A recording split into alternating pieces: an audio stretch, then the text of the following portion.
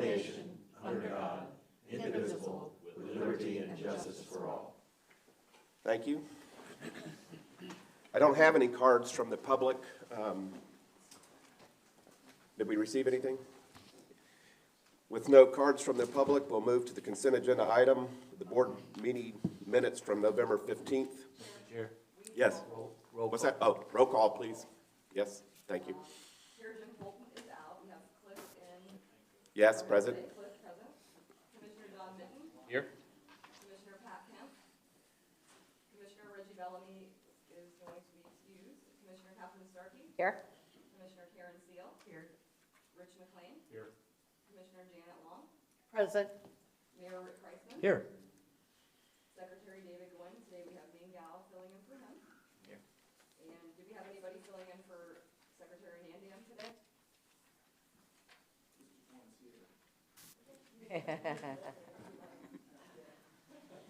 Okay, we do have a quorum. Thank you. Now we can move to the consent agenda item, the November 15th minutes. Need a motion for their approval Move into our record. approval. Second.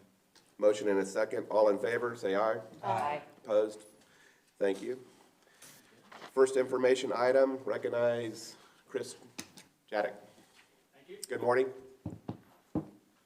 Good morning, Chris Jadek, Director of Communications for TBARTA. I'm here to give you a technology briefing regarding streaming capability and conference room capabilities for our meetings. So I want to start today with the good news, the capability that we have.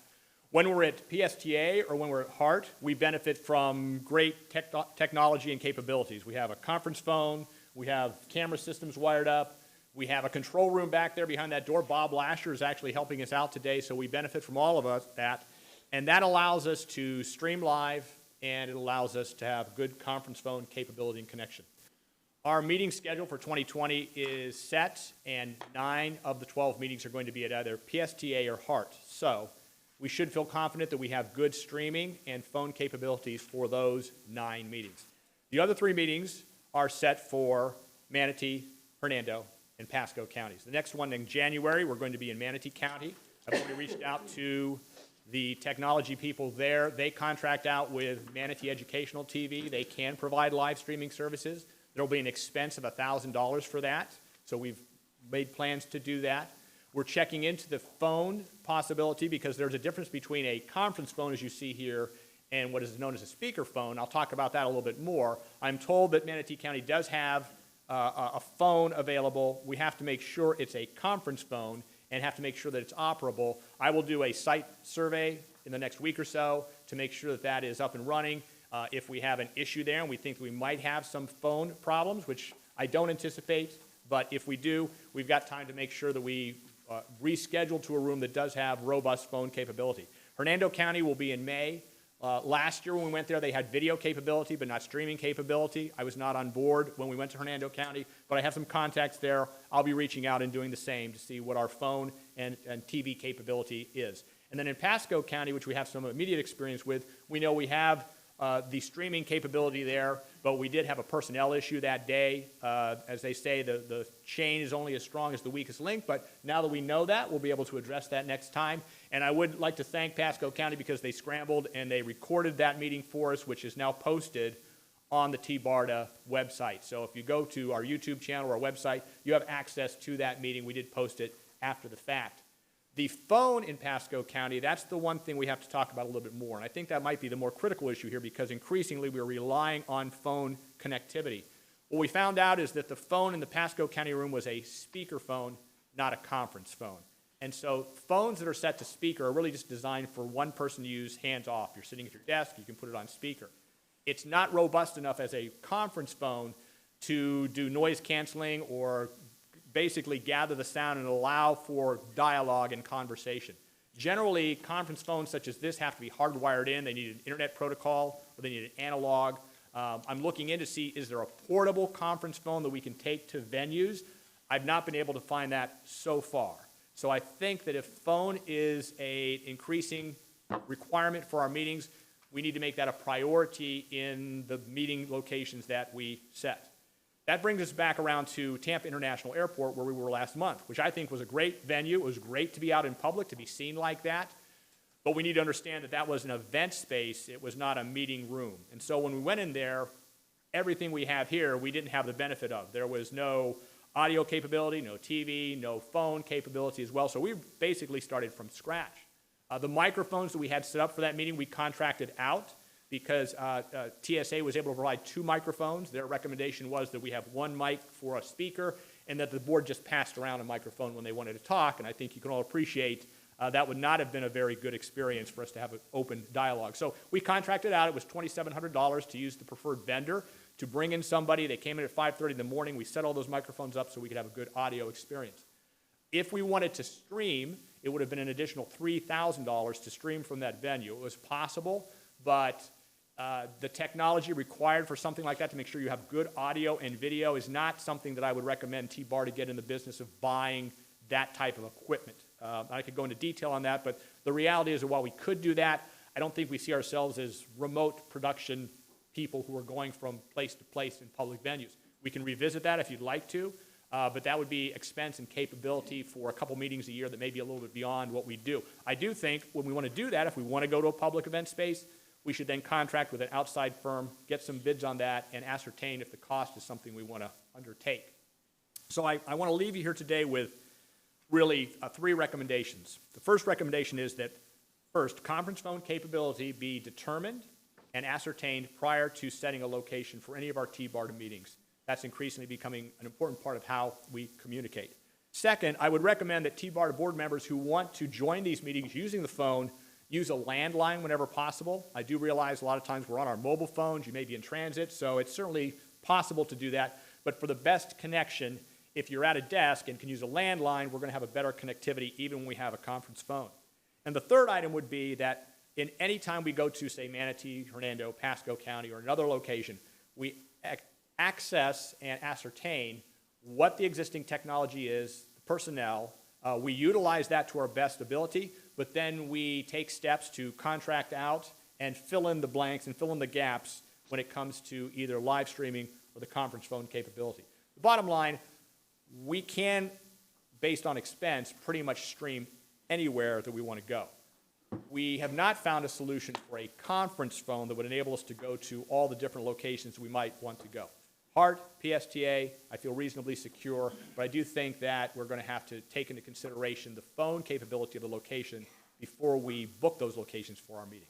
I'm happy to take any questions. Mr. Chair. Yes. Commissioner Long. Thank you, Mr. Chair, and thank you, Chris, for your review. I feel very, very strongly about these issues, and I think they have been expressed before in our meetings. So it's, okay, you have to. Show me what I have to do.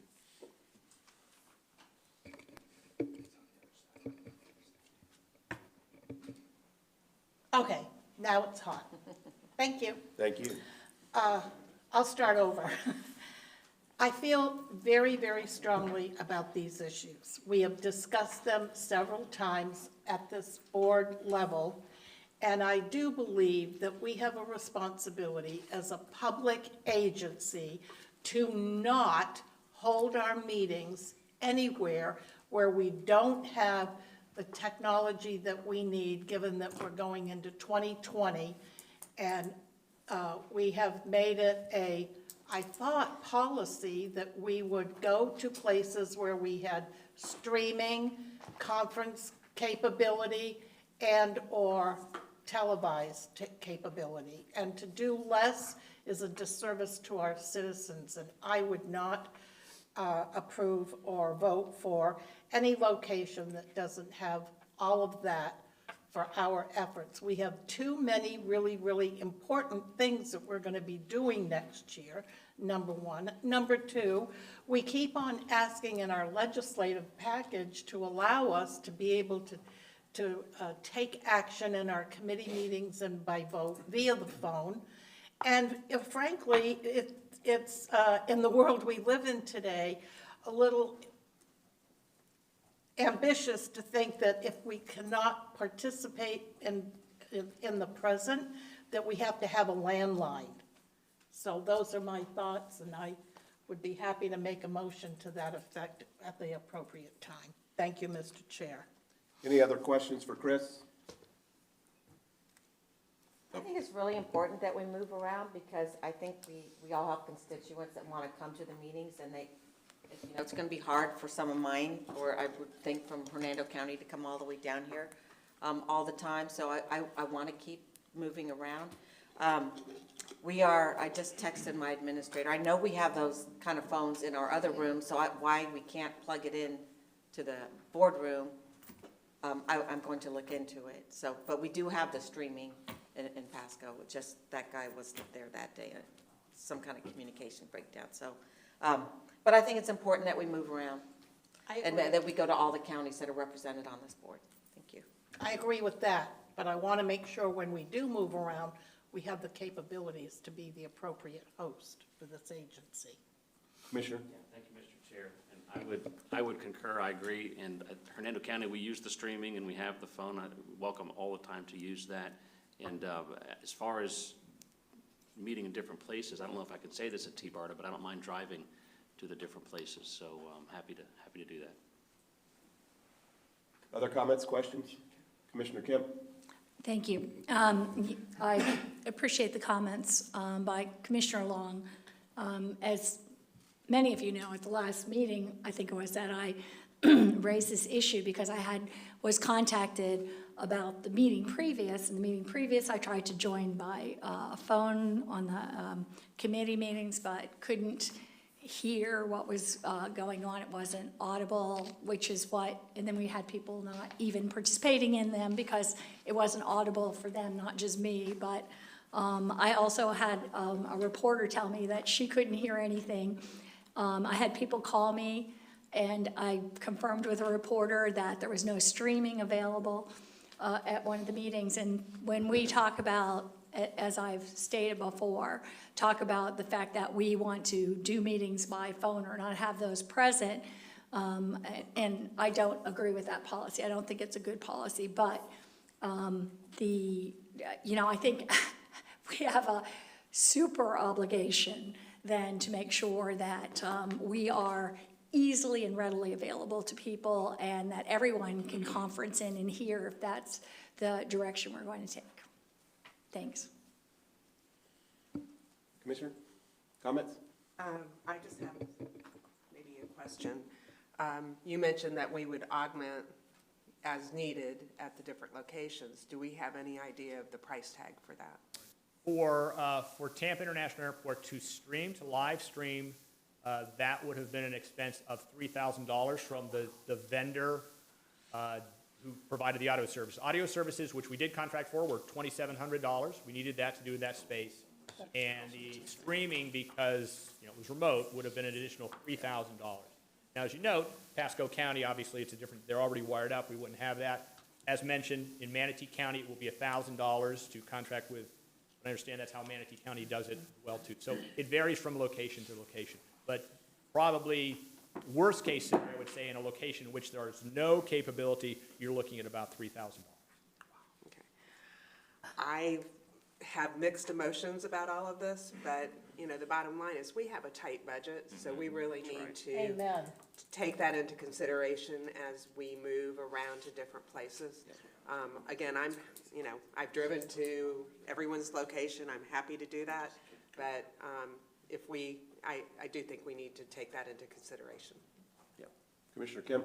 I'll just make one more comment. Obviously, in Hillsborough County, we have other places that are available for streaming easily and conference calls. So that was the only time that there's ever been at the airport. So that wouldn't be a problem anywhere in Hillsborough County. I'm sure we, can make accommodations.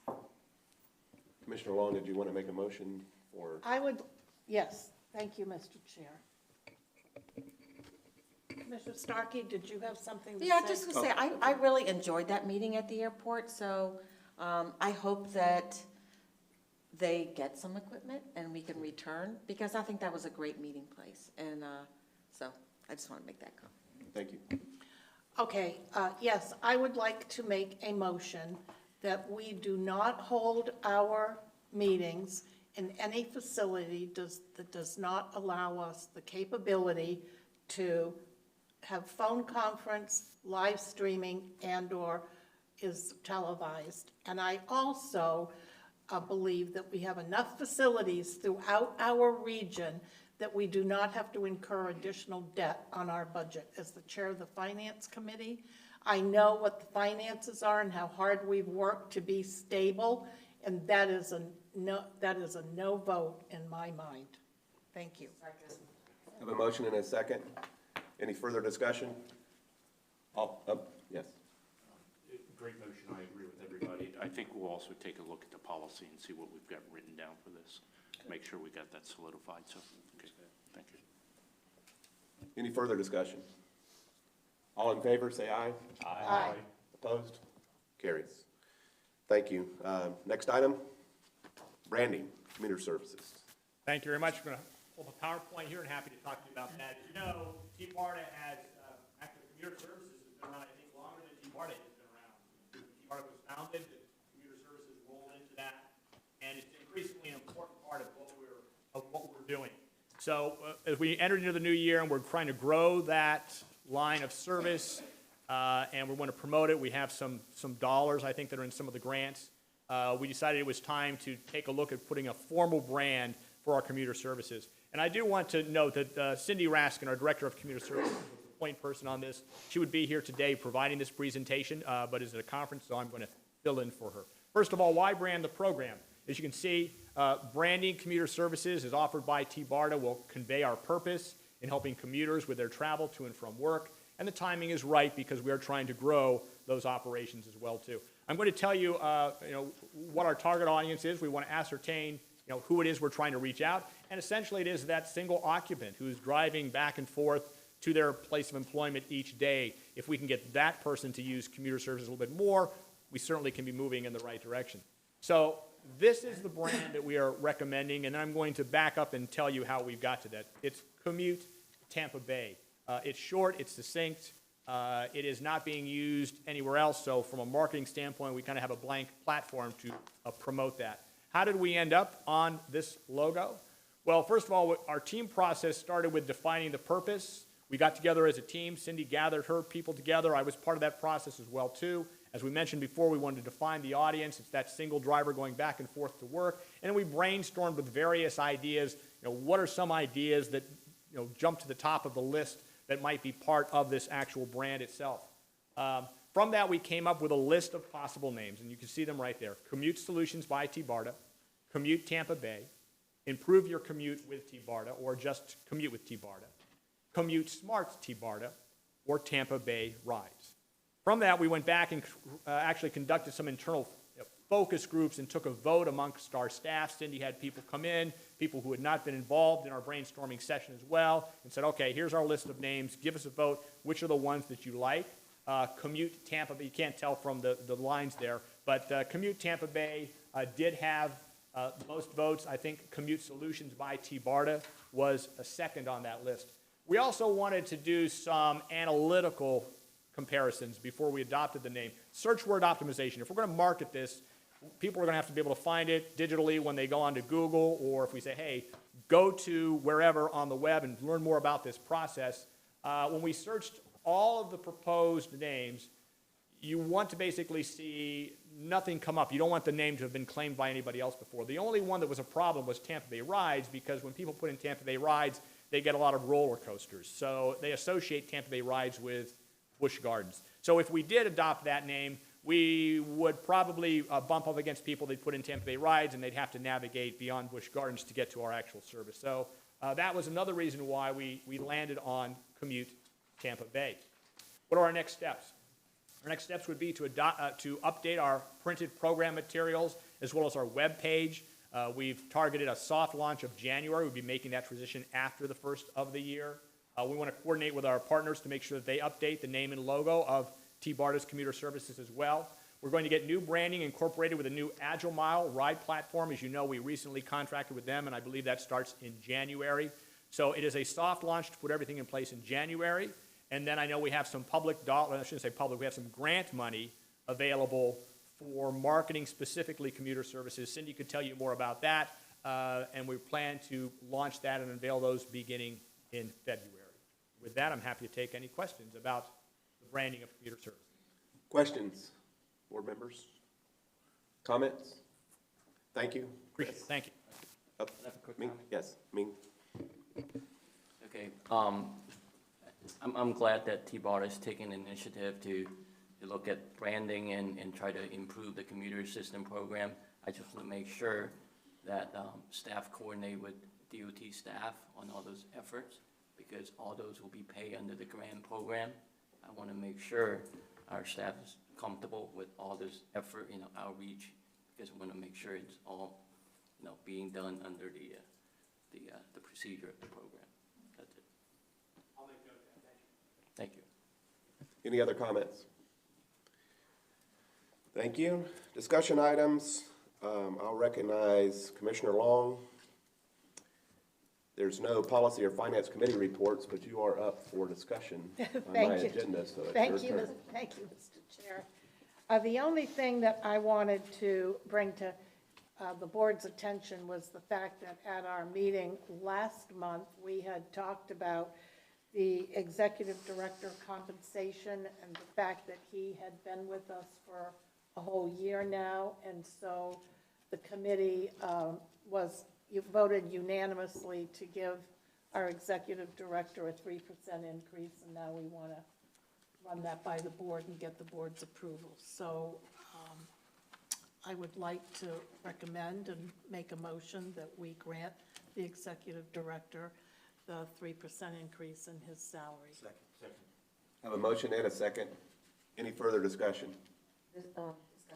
Yes. In my notes, it says approve an annual salary increase, so we won't, so that'll be the baseline going forward? And we won't Correct. need to vote on it anymore? Correct. Thank you. Any other comments? All in favor, say aye. Aye. Yes, I'm sorry. Public comment? Oh, any public comment? Seeing none, back to the board. Have a motion and a second. All in favor, say aye. Aye. Opposed? Carries. Thank you. Chair recognizes Melanie Williams. Good morning. Morning, Melanie Williams, Senior Accountant here at TBARTA. Today I'm going to present the October 2019 financials that's included in your packet. So year-to-date through the month of October, we had a net surplus of $532,913, and this is $9,244 below the budgeted amount of $542,157. Now this below budget was primarily due to the state funding of the timing of the PD&E in technology project of $367,472, but this was offset by the expense. My expenses were lower due to that consulting in that PD&E and technology study project. So that is the difference that makes up the under budget amount of $9,244. And if you move on to the balance sheet here, I'm just going over a little high point items.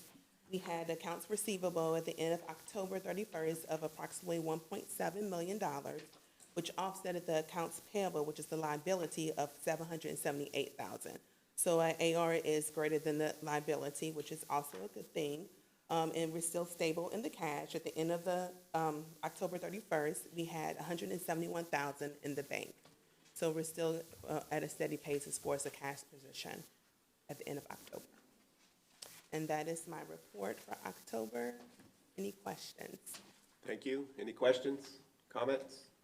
I have one question. Commissioner Long? How are we doing, Melanie, with our relationship and our payments from FDOT?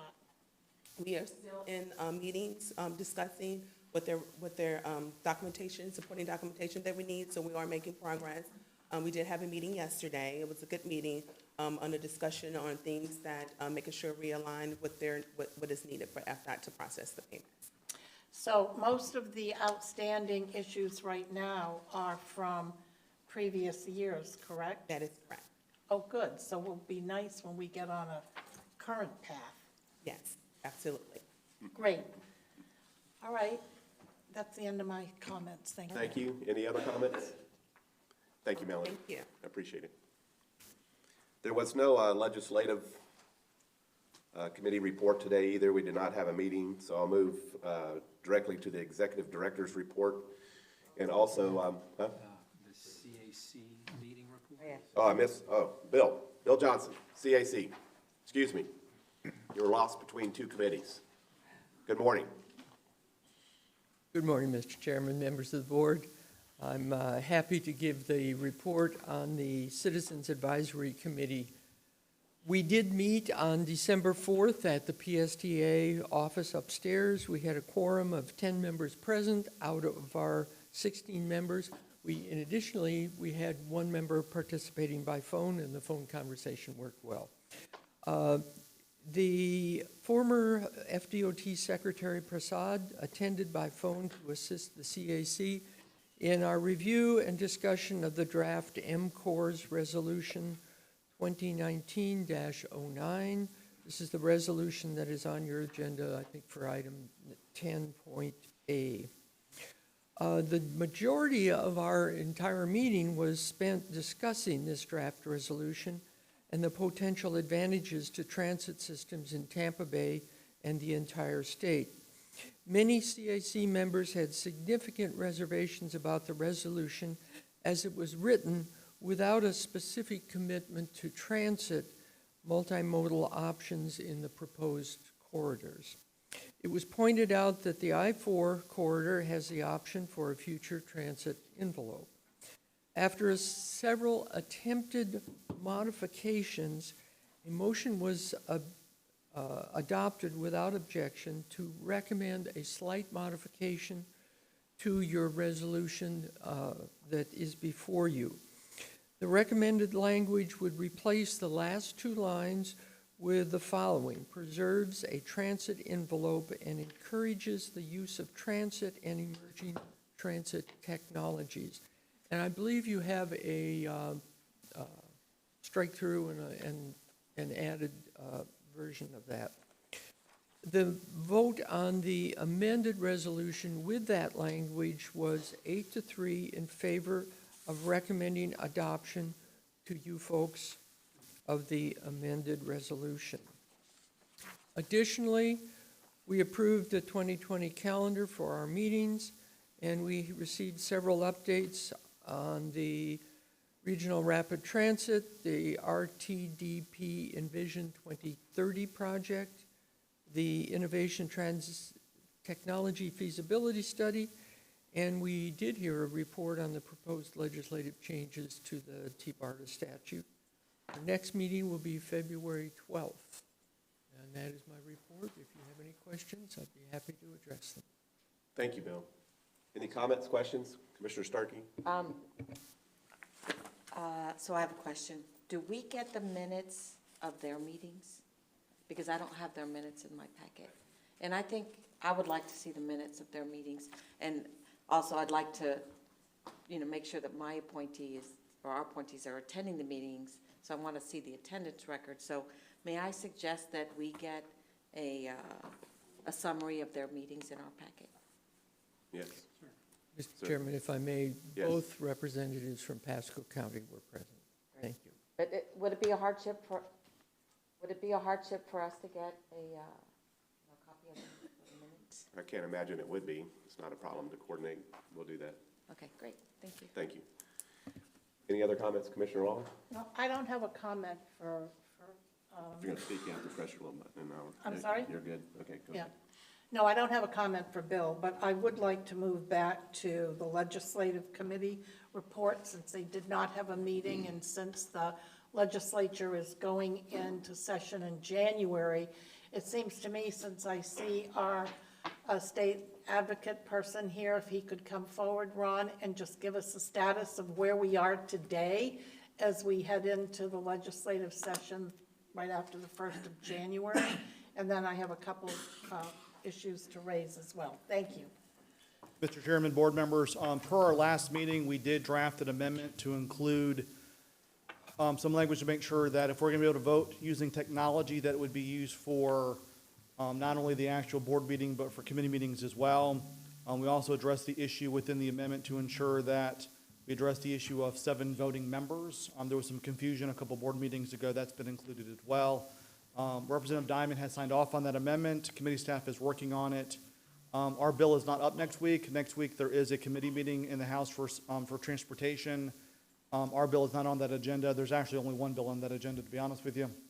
We should be scheduled probably that first week in session. The good news in the House, we only have 2 committees to reference. So I think we're in really good shape on the House side. On the Senate side, we have been talking to Senate transportation staff as well as Senator Lee, who's the chairman of that committee. We would expect to be up the first week in session in the Senate as well. We are next week we go back to Tallahassee for committee week number 6 of 6. Session starts on January the 13th. So again, hopefully that first week in session, we'll see both of our House bill and our Senate bill move for the first time.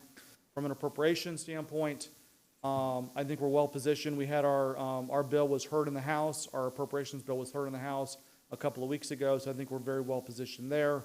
On the Senate side, we have talked to President Galvano and also the chairman of the Senate Transportation Economic Development Appropriations Committee, Senator Travis Hudson, and again, I think we're well positioned there. So once again, I would expect we would end up initially in the Senate budget and be very well positioned going into budget conference in week 6 or 7 of session. Thank you, Ron. Any questions or comments for Ron? I have, Commissioner Long? yes. I wanted to make the board aware that we have an potential issue brewing in our South County partner, Manatee. I was at the FACT conference 2 weeks ago and had many conversations with some of the commissioners from Manatee, and it appears that their support for remaining with TBARTA is questionable. And I have asked David to please go down to Manatee and talk with the commissioners and make a report at the board about our activity and about our long-range vision and how critical it is for Manatee County to remain as part of the region. So for the gentleman sitting in for the district secretary from that area, I would hope that you would convey that sentiment and express our desire for them to remain part of the region, how critical it is for our future, for our citizens, to make sure that we address all of our counties within the region as we go forward.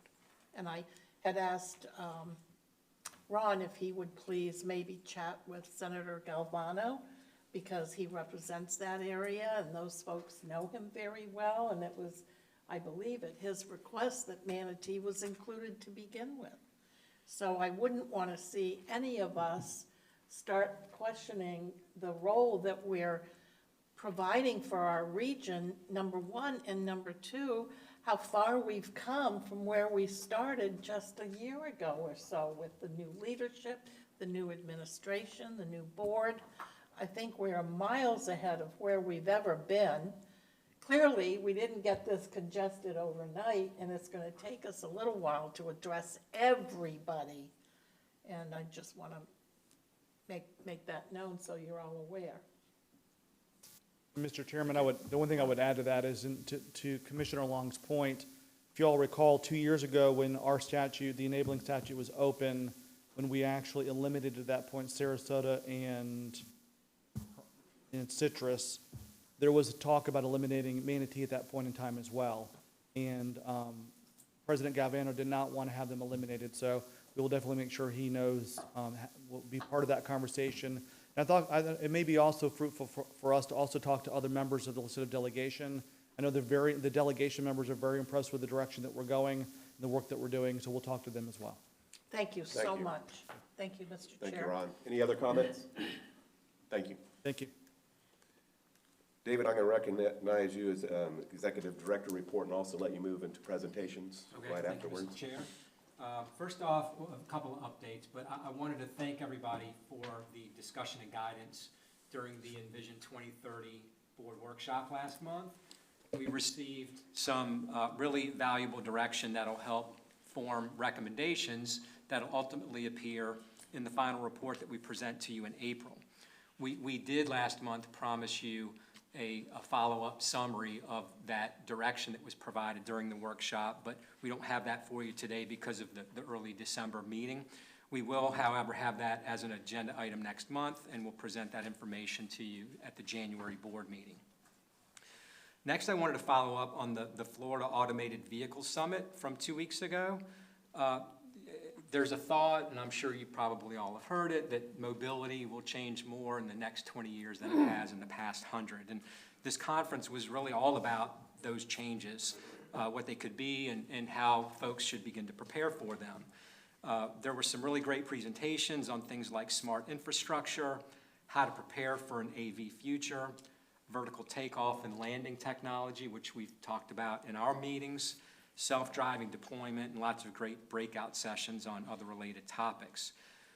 One really interesting breakout session that I attended was on electrifying your infrastructure and preparing for a future of electric vehicles. Governor DeSantis was there. He even provided opening remarks and talked about how important it is for Florida to be a leader in exploring and deploying these technologies. I made a lot of great contacts at the conference, and I hope to have some of the presenters attend future TBARTA meetings and share their information with us here as well. Next, we continue to compile information needed for TBARTA to become a federal grantee. Our initial goal was to have that information complete and ready to submit by the end of December, and it looks as if we'll be finished before Christmas. The last pieces that we're working on are a final review of financial desk procedures and internal controls, adjustments to and a final review of a 5-year operating plan, and a 20-year cash flow projection. It could take FTA up to about 6 months to review our packet and to respond, but unless there are any objections, we plan to submit our application prior to next month's board meeting. And then finally, as a reminder, we're going to be transitioning to an agenda management system for our board meetings, which will allow you all to access board information, presentations, attachments, action items, agendas on your personal devices, your phones, your tablets, or laptops. We're going to do a soft rollout of that in January to let everybody try it out, but we will also have hard copies as a backup, and we will plan for a full transition during our February board meeting. We also will have 4 additional iPads available in case board members need to borrow one. And that completes my presentation. Yes, Commissioner Long? thank you. I'm so excited about moving to the electronic version of the agenda. Are you using iLegislate, Granicus? Granicus, yes. Yeah, terrific. 'Cause I Yes. think we're all familiar with that, right? It would be hard to move on to a different platform. Yes, and that was budgeted and planned in the federal grant, so that will be funded with federal funds. Excellent. Thank you very much. You're all going to enjoy that, hopefully. Commissioner Seal shaking her head. Well, except for when it doesn't work. Any other comments or questions for David? We move into our presentations. Yes. Thank you. First presentation is on MCORS. Senate Bill 7068, also called Innovation and Infrastructure, was passed during the 2019 Florida legislative session, creating the Multi-Use Corridors of Regional Economic Significance, or MCORS, with an FDOT. The program is comprised of 3 future tolled corridors that will accommodate multiple modes of transportation and multiple types of infrastructure to strategically plan for Florida's future population growth.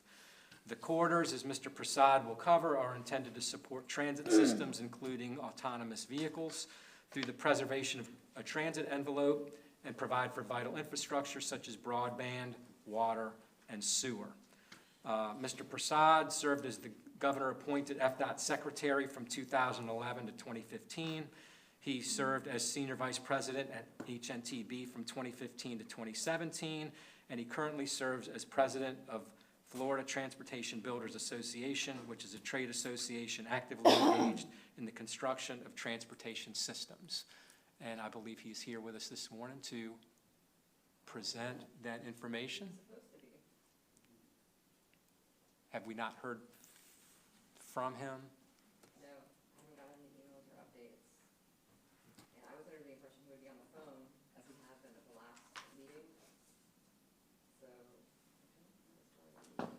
That was a great introduction, though, Dave. Thank you.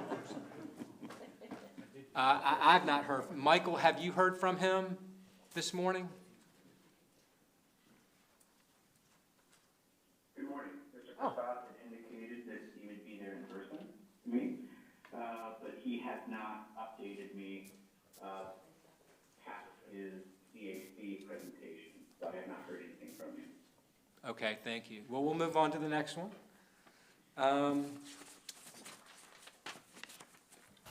Pick My Kid. This is an app that was created by Pat Bava and his team after he ended up with the wrong child in his car at school pickup.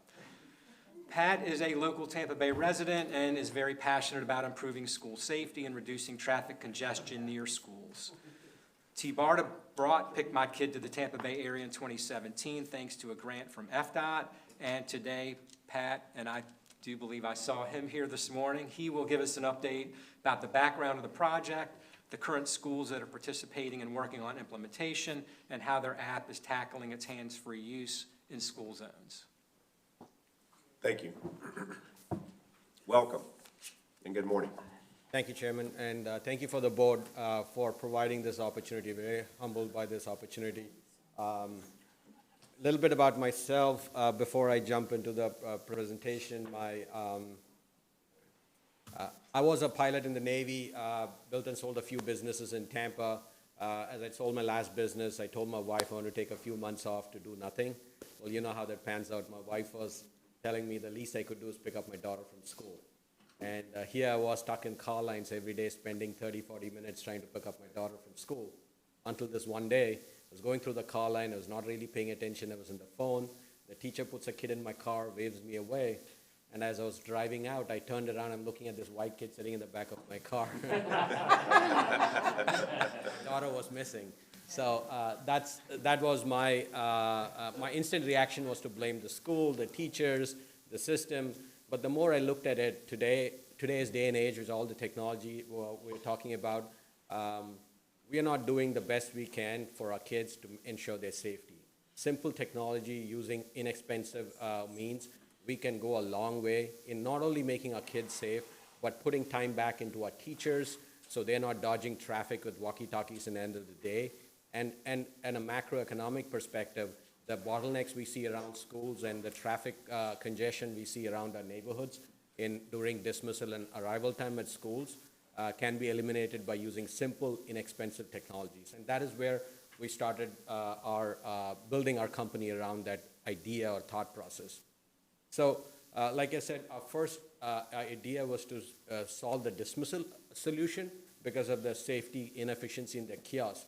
But as we started rolling out in schools across the country, in hundreds of schools, what we realized is there are more problems to be solved because at the core of what we did, we engaged parents like never before. In every school we went into, we had over 85% parents download our app and participate on it on a daily basis and very passionately involved because it's a matter of safety of their children and it makes their life easier to get to their school quicker, pick up their kids and get back to their Netflix or whatever they're doing. So today, we've evolved into being, though we started with dismissal, we evolved into a comprehensive school safety solution which involves not only dismissal automation, but a safer panic button, an anonymous tip line, and also social media analysis. That is from a school's perspective, we proved immensely valuable. But what we didn't anticipate was the higher impact we are having in communities around the schools. And I'd like to thank on record Michael Case, who 2 years ago, he recognized what we did from some press, what we interacted with, and then Ray Shermonte, they got us in, they had a discussion, and then FDOT was very gracious to step in and support us. At that point, we were just a struggling small startup in a local neighborhood in Tampa Bay. And today, I'm happy to say we are in 42 states and 7 countries with over 500,000 parents using us on a daily basis. And it wouldn't have been possible without TBARTA's recognition and support for what we did when we were much earlier on 2 years ago. Before you go to could you just, and I don't mean to interrupt, could you jump back to the very first slide? Because there was, that's the school dismissal. Look at this very first statement there.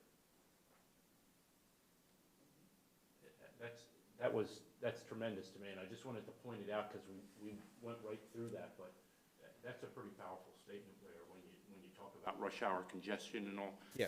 And I don't mean to steal this, but I live in a community where there is a school close by, and it really does back up traffic. So I thought that was a powerful statement, and I'll just stop there. And to back up that statement you just made, last year, we signed a partnership, a pilot program with Miami based on that very first sentence, that the second largest contributor to the peak traffic was the school traffic. And so we signed a partnership with the City of Miami based on a partnership here. And they've seen tremendous progress in the amount of money they put in and the efficacy we brought to the table because of that reduction. Thank you. And just a little bit about Pick My Kid, more than what we say about it, we've invested heavily on relying on third-party efficacy analysis to really analyze what we're doing and what is the impact of the community at large. What's really came out, these were unintended consequences before we started. What came out was 81% of the participants saw reduction in traffic, 78% saw improvement in safety, and of course it resulted in carbon footprint reduction, also parent engagement to a huge extent. And you will see in the analysis of what we did in this year in the TBARTA, with the TBARTA partnership alone in the subsequent slides. How does it work as a product? Just a brief snapshot. There are three elements to the whole product to work efficiently. In the center, what you see is a school dashboard. For the first time, schools have a bird's eye view of everything to do with safety in a single dashboard. And because we make it so easy and so accessible, every teacher in every school we are logs into our system because they don't want to receive unnecessary phone calls from parents and sticky notes from custody issues, all those. Our system keeps track of everything. And from a parent perspective, the only window through which they interact with our system is through the mobile application. They download an app, and they're only able to see their children on their phone. So there is no cross-connection, there is no safety or security issues, and we have a very proprietary safety means by which we make that match happen. And we're very conscientious about our safety protocols, and it has been commended by Carnegie Mellon in a separate privacy study, which have really shown Pick My Kid as an example for other companies in EdTech to follow because of the protocols we follow in safety. With that, how do we implement in a school? It's a very low touch, low hardware intensive kind of an approach. When a school comes on board, we set a geofence. It's a virtual geofence of 300 yards around the school. We do it remotely to every school across the world. And every time a parent with a registered phone enters within the school geofence, during the dismissal time window, there's an automatic digital handshake. And so because of that, the school exactly knows who's in the line, what sequence they are, and what are the custody issues, and who's there to pick up, or who needs to be there, or who should not be there. And that information is displayed in either a cafeteria setting like that, or in a smart board, or can be pulled up in even a smartphone of the teacher. What this does is that it avoids kids from running outside helter-skelter, choking the traffic. It avoids parents from walking up without any solicitation. So we all agree schools need to be a safe place, but yet when the bell rings at 2:30, all caution is thrown to the wind, and that is the weakest link in terms of school safety, not only in terms of safety, but also in terms of traffic bottlenecks from an FDOT perspective, and they end up spending millions of dollars in adding an additional turn lane or using a law enforcement agency to stand outside to monitor a mundane, daily traffic problem, which can be done using inexpensive technology like Pick My Kid. With that, we not only work with car lines, but we also enable bus riders to be monitored, walkers, and also after-school programs. And every time a child is put on a car, a bus, or actually walks home, a parent receives an instant alert, creating kind of a 360-degree accountability regarding the status of the child. And most importantly, research has also shown that parents are more likely to let their kids walk home from school to the local neighborhoods now because they are more comfortable with them getting an instant alert about their child walking home. Rather than jump in a car and actually drive to the school. They are more comfortable letting their kids walk home because of Pick My Kid. And as a side issue, last month when there was Safe Route to School conference held in Tampa, they actually got to know about us and they invited us to present to 100 school districts in California last week. We were presenting to 100 school districts, and they want to move forward with some kind of a partnership on a 100 school district. With that, end of the day, every company needs to be held accountable for their efficacy and end results. We can talk all about technology, but how does it impact the community? And that is a snapshot of a monthly snapshot of how it affects each and every school. And we send this report to our school leaders on a monthly basis, and that is just a sample of one average school. That's the time for 2,300 minutes of time saved from staff, 82% staff engaged on an average, parents engaged on average, $1,900 of gas money saved by reducing idling, reducing wait times, and which results in lesser traffic congestion. And also carbon footprint. There was a study conducted by a doctoral program in St. Pete College, and the end of the analysis was per school per year savings in terms of carbon footprint was about 20,000 pounds, which is pretty phenomenal in terms of carbon reduction. Of course, we've saved phone calls. Again, it goes back to time. And we don't stop there. Innovation continues. We're very focused on making everything easy for our end user, and we're focused on our teachers, schools, and also the community at large. From the anonymous tip line to safer alert system, and our newest offering now, even if the schools don't buy Pick My Kid, we've gone in and added something which is 100% free. It's called a carpool application for commuters to connect with each other in a school or also in an office setting, to enable them to carpool with each other, and they're able to manage it and track each other's rides, especially when their kids are riding on their cars. Now, this is how, and like I said, the larger communal impact from a DOT and a citywide perspective, we affect traffic, safety, pollution, and cost. And cost is, the most important factor. We all struggle with balancing budgets. Our cost of a product per school per year is less than $5,000.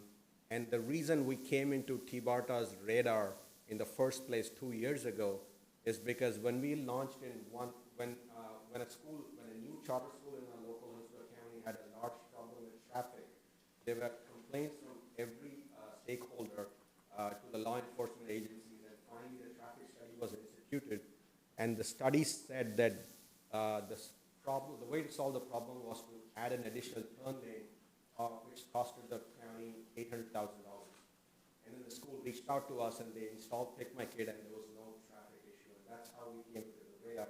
And it became a pretty stark way to solve the problem using technology rather than building infrastructure. Efficacy outcome, I talked about safer learning environment, community engagement, optimized staff efficiency, cost effective, and also reduce carbon footprint. And each of these statements are backed by a case study which is being done by a third party. And this is just a result of this year. We're thankful for FDOT for supporting us with the grant funding in District 7. I know District 1 is also looking at us closely. They've told us a few times, and we look forward to hearing from District 1. But because of the grant, we were able to reach out to schools. Last year, when the grant started, we had a different approach, wherein we went top down. We went to the district leaders to adopt it. And school districts are a little averse to new technology, especially when it comes to a small startup. So they were a little hesitant, and we lost a lot of time.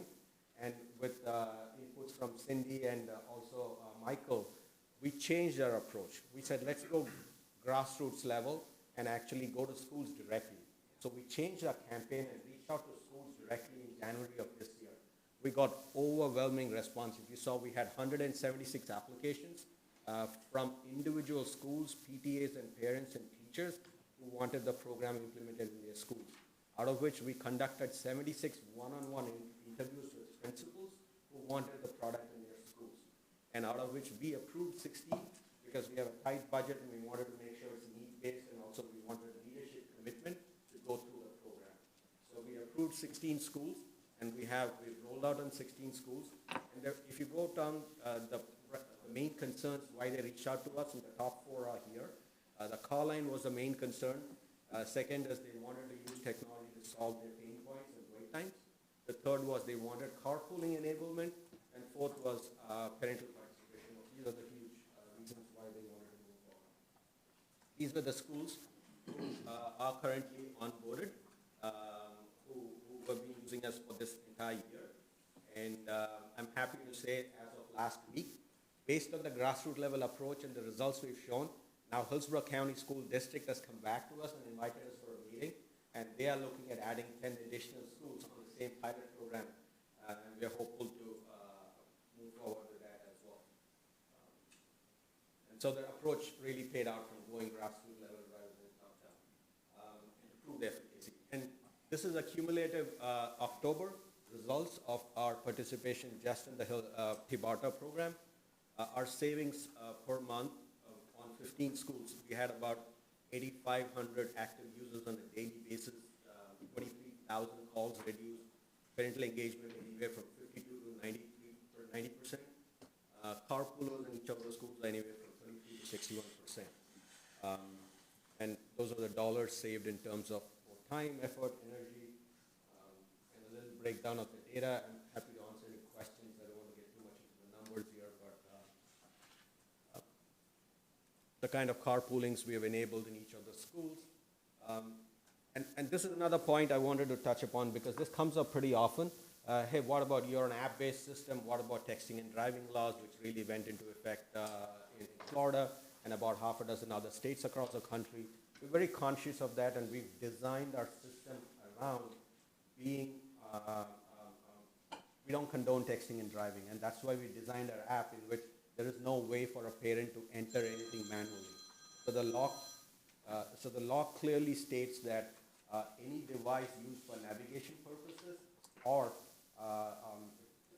pressing a single button for notifying so we are, the exact wording would be conducting wireless interpersonal communication that does not require manual entry of multiple letters, except to activate, deactivate, or initiate a function or feature. So because of that clause, we are fully compatible with using our product while in car. In spite of that, we went above and beyond and created this stop sign process wherein we do not allow parents to interact with even their phone while they're driving the school premises.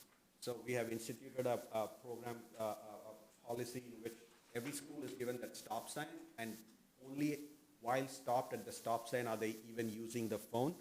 And this is embedded into our process and system to be fully compliant with those laws. With that, I'm happy to announce today, yesterday we just got the news. Based on the TBARTA's program, we've been approved as a partner with State of Michigan. So we're rolling out in the state of Michigan through a smart, it's called Planet M initiative. It's a smart city initiative across the state in various counties. And that was based about, they were watching us for a year and keenly observing our results from the TBARTA participation. So thank you so much for that again. Congratulations. You've come a long ways in 2 years. You really have. Any questions or comments for Pat? Commissioners, Commissioner Starkey? Oh, I just want to say, looking at your new innovations, I think that the one where parents can carpool is wonderful. I was sitting there thinking about that myself, then I saw that you were doing that. Our family developed this project called Longleaf, which is a walkable community. It has an elementary school embedded in it. Almost all of the students, there are a few who are bused in, but most of them are walkers in a walkable community, and the parents still drive 3 blocks and queue up and block everything. And so I think that this is gonna really help the school districts. I've been texting my administration in Pasco County to make sure they get with you while we're sitting here. I see you have Anclote Elementary on here, and then a charter school, Plato. But I would love to see you be in more schools in my county, and I will help you. Dayspring Academy is the early supporter of ours, and we are in both their schools, and yeah, we have a lot of programs with them. Yeah, so I'm working on it right now. Thank you. Thank you. Excellent presentation. Oh, Commissioner Kemp, I'm sorry. That's right. I just remember seeing your first presentation 2 years ago, or so, I guess you said 2 years ago. So it's really good to see the growth of it, and interesting to see, and I think extraordinarily important. And I'm sure many of the other present directors here understand. I know in our own county, we deal with so much in terms of school safety and transportation, and our school transportation systems, the bus systems, are in Hillsborough County four times bigger than our HART system. So this is, and so when you make the note, Mr. McLean, about the congestion, it is often more responsible for what we have to deal with in the mornings in many, many areas. Right. At least it's a little bit different timing in the evenings, but, so all of this is extremely important, and I just think it's good to have, to do whatever we can, as well as safety, which has been a terrible issue, and I know in not just our county, but in other counties, we've seen children die from the situations around the unsafe walks to school, and sometimes ride and drop off to school also. So I'm glad to see it's working well. Thank you. Any other comments? We do have an action item in the resolution. It was to be introduced after the presentation. So I don't know if the board would still want to discuss it or table it and wait for the presentation at some other time. Table it. I think you got consensus. It sounds like it, so. So we have no other action items and no other items before the board. Any commissioner or board member comments? Commissioner Starkey? Yes, I spoke to our executive director this morning and to our attorney about an idea I have that I want to run by the commission. As you know, we have some vacancies, and I've been trying to recruit some people who would be interested in joining the board.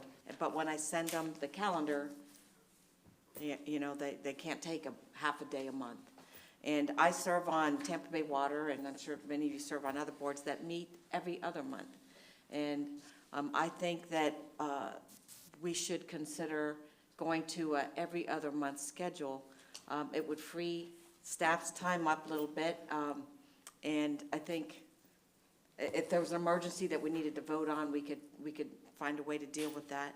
But I certainly think that our workload would support that. I also think that maybe in those off months, it might be advantageous to have David come visit the counties and make reports, and maybe that will free you up to do that, because I think it's important for other board members to hear what we're doing here.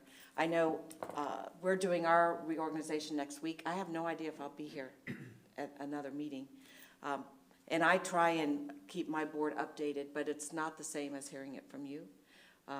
And so that would be my recommendation, and I'd ask the attorney to tell us how we would do that if we wanted to, and Dave, to get your opinion.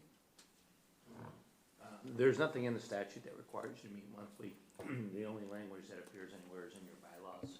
So obviously the board can revise those bylaws as it sees fit. With regard to the meetings for 2020, they've probably already been advertised. Oh, not yet. 1 week. So they haven't yet been advertised, but we do under Chapter 189 as an independent special district have to advertise annually our meetings. So if you want to change the schedule for 2020, today would be a good day to do it. So we can make sure the advertisement is correct. That is $500 each time we have to advertise as well for any. Oh, it's a savings. So if you advertise, if we went ahead today with the advertisement for the 12 meetings for next year, you would have to, and then change it in January to, let's say, every other month, we would have to do another advertisement in the newspaper. So it's a $500 cost to do that. So you might want to consider doing that today, and we can certainly bring back the actual bylaw change at the next meeting. But you could change the schedule today if you wanted to. David, I'd like your thoughts on it also. Then I'll recognize board members also. I just like to get that staff input. Speaking for staff, I think we would welcome bi-monthly meetings. 12 meetings a year is a lot for us. It's a lot of information to put together. It would, create a need for us to obviously plan better. We would have to manage any action items accordingly and spread those out over 6 meetings as opposed to 12. But it's something that we absolutely would be able to manage. I would want to be sensitive to any statutory obligations that the board has in terms of approving a budget or appointing board officers at certain points in time throughout the year. And we could certainly schedule meetings accordingly to make sure that we meet those requirements. But staff would have no issues with 6 meetings a year instead of 12. Commissioner Long? Thank you, Mr. Chair. I think it would be very wise if we deferred this issue to the policy committee so that we can have time to think about what the unintended consequences might be of that and determine whether or not it will hinder our ability to move forward with some of the projects that we have thought about or are planning on embarking on. I mean, I'm just now hearing about this idea, so I haven't had time to really think about it.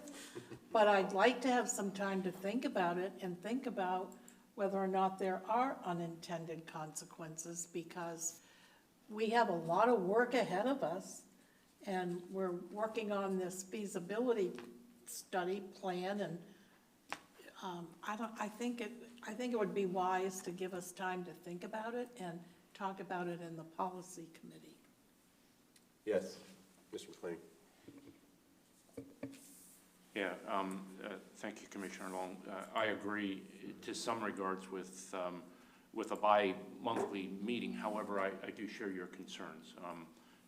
This is it's a new idea, a good idea to all of us, and we need to work through those unintended consequences.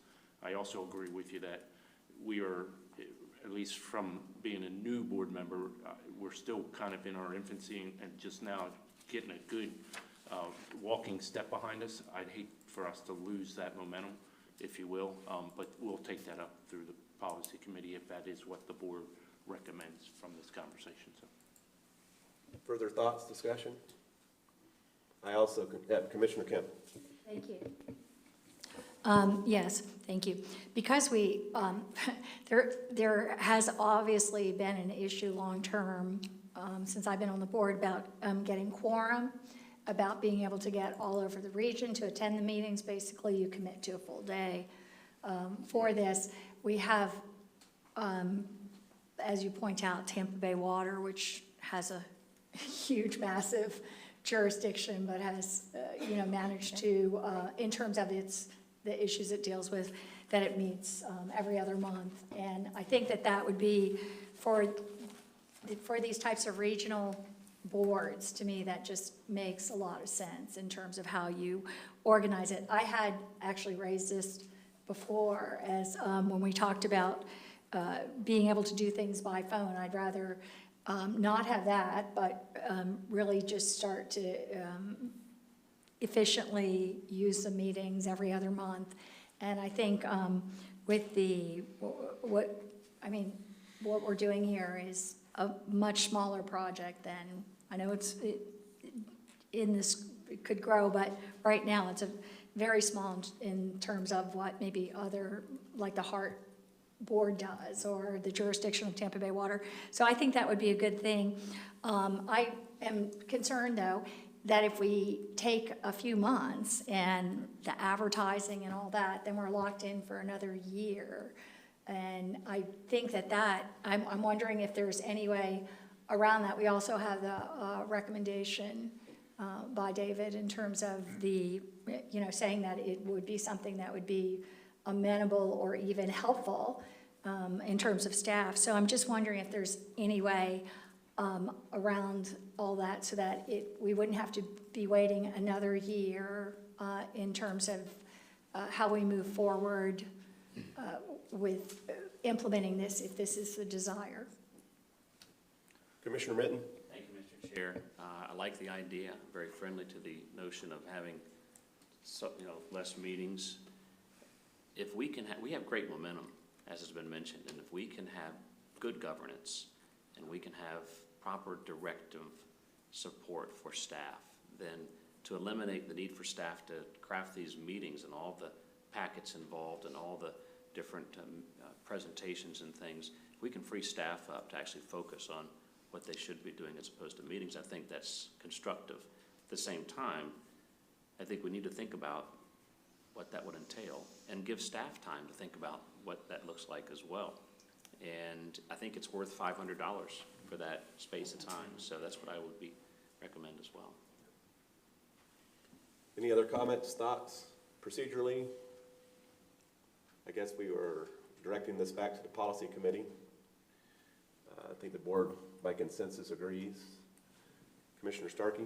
Just logistics. So if we advertised the January meeting, but not, do we have to advertise the whole year's schedule?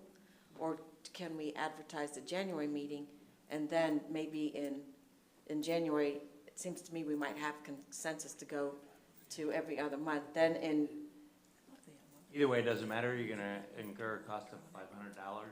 Well, I would rather not put a whole year out and then change it. I would rather put one meeting out. I agree. And then So, see where we are. I believe the statute says you have to either advertise them annually, quarterly, or semi-annually. So you can't just advertise just one meeting. Whatever we do, we're gonna, I'll check the statute. I think at a minimum, we have to advertise quarterly. But then we're looking at doing 4 ads for the year instead of possibly 2. We can take a look at the statute. I mean, it's, To the quarter? and just so we do it so that there's the fewest number of ads. That's typically why we do them annually, is just so we only have to do it with 1 ad. I think the commissioner is also pointing out we'd like to not unschedule, so we'd like to do as few as possible as well in that initial notice. Right? Commissioner Seal? Yes, may I suggest that, and with all due respect, that due to timing and advertising, I believe that, and I'm putting David on the spot, that you would be able to work with your staff and lay out the meeting schedule and look at the unintended consequences and perhaps have something fleshed out and done. And if it isn't every other month, and you see that the schedule needs to be 8 meetings instead of 12, I think we can leave that to your staff's planning. And you know what's going to be needed to be done statutorily for budgets and for other approvals. So I would suggest that we ask you to coordinate that and accomplish that. I think that's a great idea. Is that a motion? Yes, it is. Yes, Second. I'll second. Second. Any further discussion on this directive? So it's not a directive for every other month, it's to the number of meetings that you think would suffice. And It'd then be to 8 go, meetings. and then to go ahead and advertise it as opposed to bringing it to the policy committee in January. Correct. Okay. Yep, that's my understanding. Any further discussion? All in favor, say aye. Aye.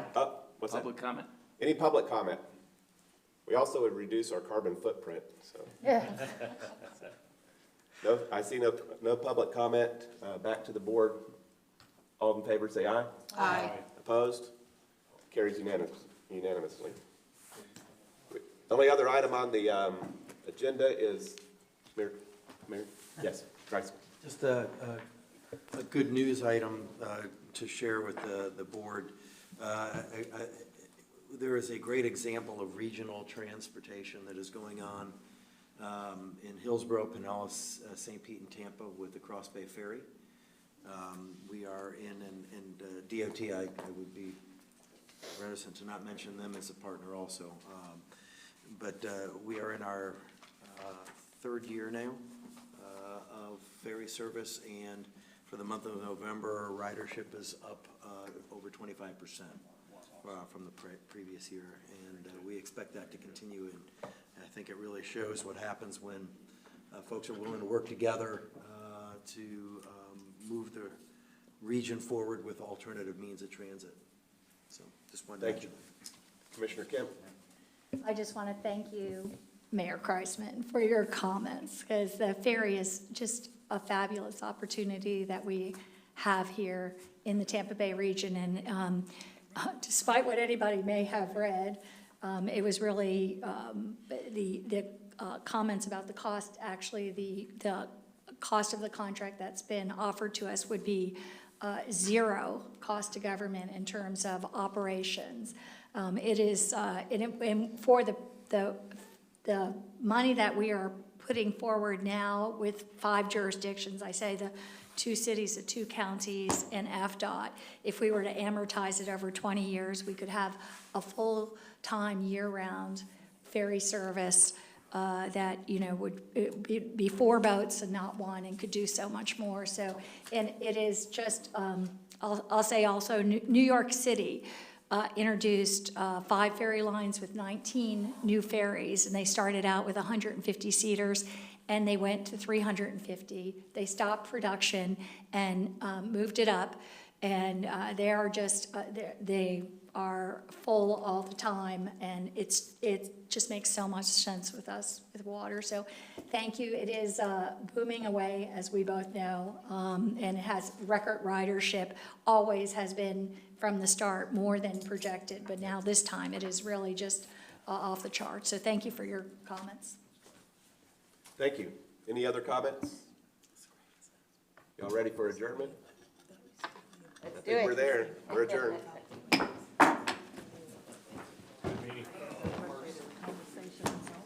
Good deal. Well, thanks for sharing. I was trying to wiggle out. Jennifer.